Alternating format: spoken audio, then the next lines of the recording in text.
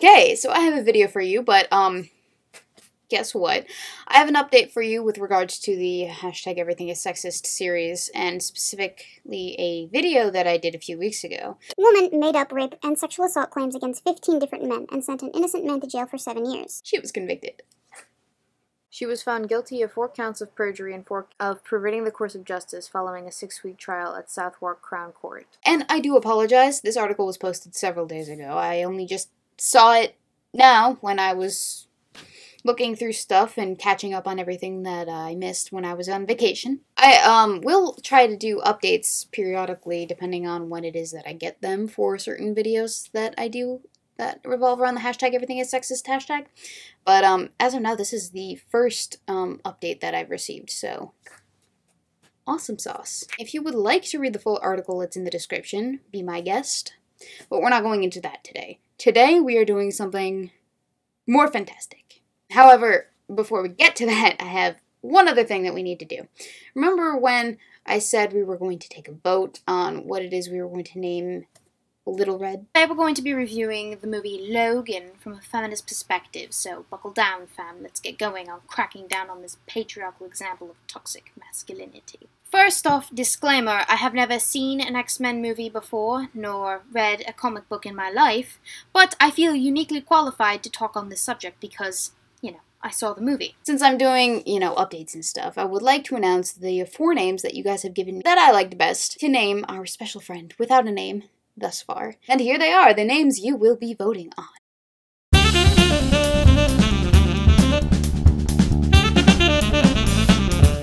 Problematica, Patriarchy Jones, Missy Andrist, Arambina.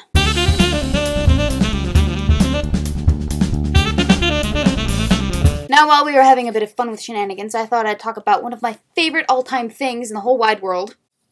Yes, it kind of involves Nightwing. Teen Titans, or more importantly, the live-action TV show that the Titans are getting. But Weebo, you ask. Why do we care about this TV show? Well, because I friggin' care about this TV show.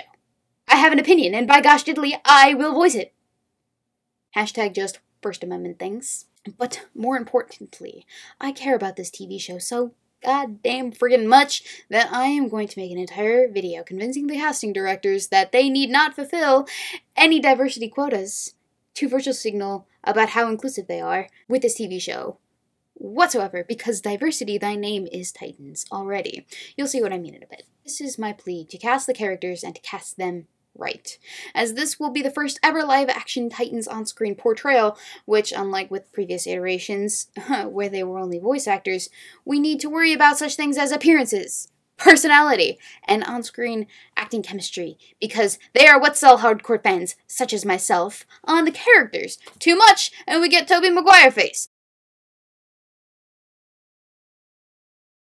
Too little, and we get Andrew Garfield, cool skater, nerd derp galore. I am here to set you down the right path, my young Padawans. I know absolutely nothing about casting or TV shows or anything of the sort, but I do know this. I love these characters, and I will not steer you wrong. Let us begin. Male, late 20s, early 30s, Caucasian, equal parts charm and impenetrability. John is a cop. Bada bing, bada bang, bada boom. Nightwing, no contest. Even the noobs will recognize this as the word charm is a dead giveaway, because Dick Grayson is the biggest ladies' man in the entire DC comic book universe. However, even more knowledgeable dweebs such as myself will notice the line, John is a cop, as an even subtler homage to comics' sexiest butt. To those who are unaware, Dick fights crime 24/7, 365. His day job is as a cop for Bloodhaven, aka Gotham Light. By night, he is a vigilante known as Nightwing. Spicy. Of course, it doesn't hurt that the last piece of info we get is series lead, and with that, any half-witted dolt would realize that Nightwing is the, idealistic leader of the Titans. G'der. Let's get something straight, casting directors. Nightwing needs to be sexy. You are not casting the man so much as you are casting his butt. And my, what a glorious butt it is. Furthermore, this could be a wonderful opportunity to delve into the man's Romani heritage, hinted at in the comics from time to time. That being said, my fantasy actor for casting him would be Bob Morley. Look at him, he's adorable, and he can play the deep, sensitive sap or the strong, aggressive leader. But you know, since he's probably busy with the 100 and he's a tad young, and my Bella OTP has become just as important as my Dick Corey OTP, I will settle for Stephen McQueen. No, not that one. He's dead. This one. By the way, what idiot thought that Andrew Garfield and Stephen Yeun from The Walking Dead could play a good Nightwing? And don't get me started on the Robert Pattinson. Just no. Stop it. Bad. I need Dick in my life, but I don't need it so badly that it's wrong. It's got to be the right Dick. You feel? Okay, next. Sarah is a loner, more comfortable hiding in her hoodie than making friends, haunted by a dark force inside her. Ding, ding, ding, ding, ding. Yeah. Where's my microphone? Jesus, hang on.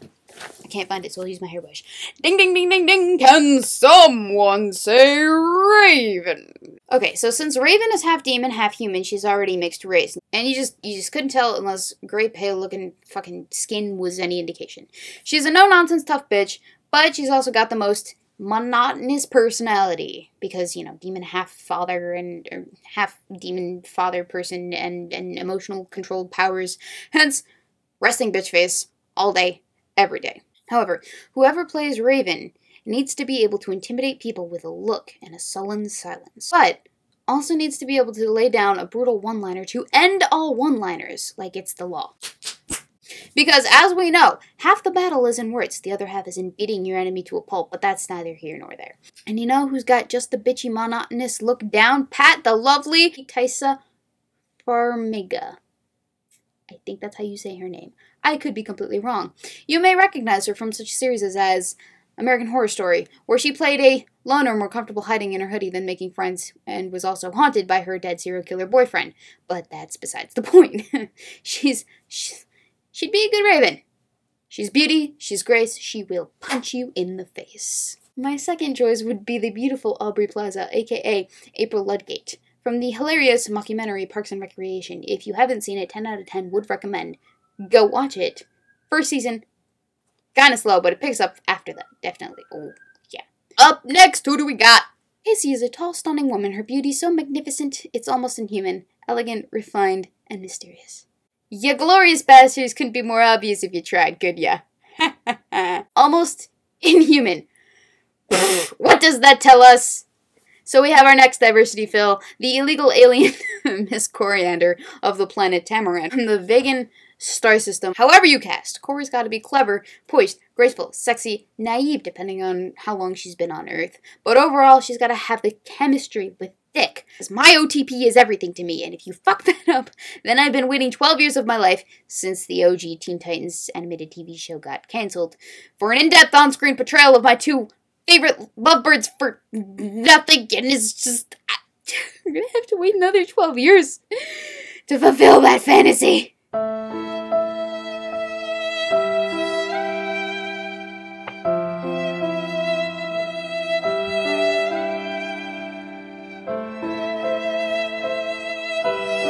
I did my waiting! 12 years of it! Now see, picking an actress for this was a tricky pick for me, because there needs to be chemistry, like I said, between Nightwing and Starfire for my OTP to be legit. So, I'm a bit iffy, but I'm willing to cast Molly C. Quinn, who you'll recognize as Alexis Castle from the TV show Castle. Not only is she gorgeous, but she can hold her own against on-screen nonsense, as you saw with Castle if you watched Castle. She and McQueen could mix up some good chemistry. It would have been nice, yeah? Yeah. Finally, our final casting member that we have a teaser for. This amateur thief's humor hides his insecurities and past pain. Not the toughest kid on the streets, he's learned to survive in the world with his wit and quick thinking. Garfield Logan, aka Beast Boy, aka Changeling, if you're hip to the comic knowledge as I am. Garfield is our in-house comedian who takes life in stride and makes the most of shit. Quippy, bad one-liners, and the epitome of chill. Done right, he can be unforgettable. Done wrong, and you have the most annoying character since Scrappy-Doo. Scrappy-Dappy-Doo! Hey! Ghosts don't stand a chance with me. Let me at 'em. Rock 'em. Suck 'em. Scrappy, for the 1,000th time, there's no such thing as ghosts. Sure there are. And when I find 'em, I'll give 'em a good dose of puppy power. Not even kidding. my personal opinion, my personal professional opinion, since, you know, there are people that care, the only Devin Bostic would be capable of playing such a part. Yes, I'm aware he's also from the 100, but, spoiler alert for those of you who aren't hip on the Season 4 shenanigans, I hear he's become available to acting positions as of late last season. Season 4 being that season. But that's none of my business. Well, it kind of is. I write fan fictions for the 100. So. But remember, my dudes, you are not casting to fulfill a diversity quota. You are casting years and years of comic book personality. These characters have a history, but more than that, they have more depth than their skin color. For Christ's sake, one's orange and one's green and one's half demon. And depending on what other Titans they throw in there, such as Kid Flash, Aqualad, Wonder Girl, like either one of them, Superboy, again, you got options. Or help, throw in Cyborg. I know he's with the JL these days, but a little booyah in everyone's lives won't hurt a fly. You can have a crap ton of options and a crap ton of fun at the same time. On a final note, I've been waiting most of my life for this to happen. Please, please don't disappoint me. Although, I suppose, if you do, I'll always have Teen Titans Abridged series to fall back on. The Hive School for Extraordinary Youngsters, training the finest in evil minions for over 30 years.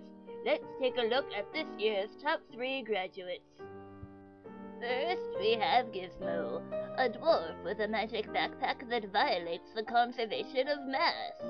Jinx, with the power of pink. And Mammoth, who looks like the bastard offspring of Sabretooth and the Juggernaut. In order to hide their forbidden love, they banished him to a different comic book universe. And just think, this ideal team can be yours for as little as 4 payments of $99.95. So, Slade, what do you think? Are you offering to sell me your students as slaves? Yes. Excellent. I'd like to take delivery right away.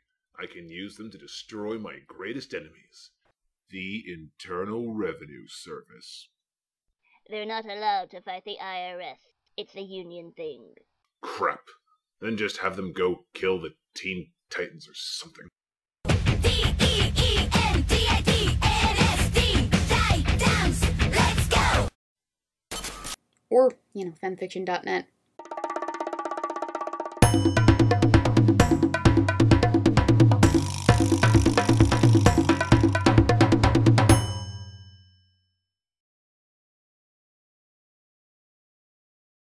My second best choice would be the beautiful Aubrey Plaza, aka Rob.